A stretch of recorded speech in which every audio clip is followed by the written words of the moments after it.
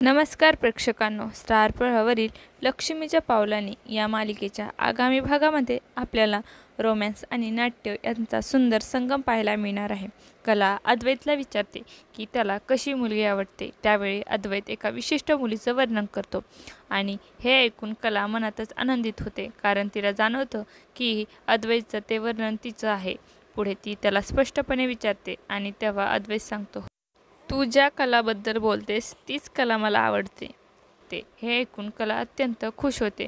पण या गोड क्षणाच्या वेळी नयना दरवाजाच्या पाठीमागे उभी राहून सगळं संभाषण चोरून ऐकते. अचानक तिच्या हातातून मोबाईल खाली पडतो आणि अद्वैत व कला यांना कोणीतरी आपलं बोलणं ऐकतं याची जाणीव होते. यानंतर आपण पाहतो की घरातील कार्यक्रमासाठी कलाची आई देखील आलेली असते आणि ती कलाला बोलते की तुला माझी शपथ आहे, तुझ्या आणि जावई बापूंच्या नात्यावर काही परिणाम होणार नाही. असे तू कुठलेही काम करू नकोस, कृपा करून अशी काहीही वागू नकोस. त्यानंतर आपण पाहतो की डान्ससाठी कलाही तयार होत असते आणि ती अद्वैतला बोलते, चांदेकर एवढं लॉकेट माझ्या गळ्यात घाल. आणि अद्वैत देखील अतिशय प्रेमाने तिच्या गळ्यामध्ये लॉकेट घालतो.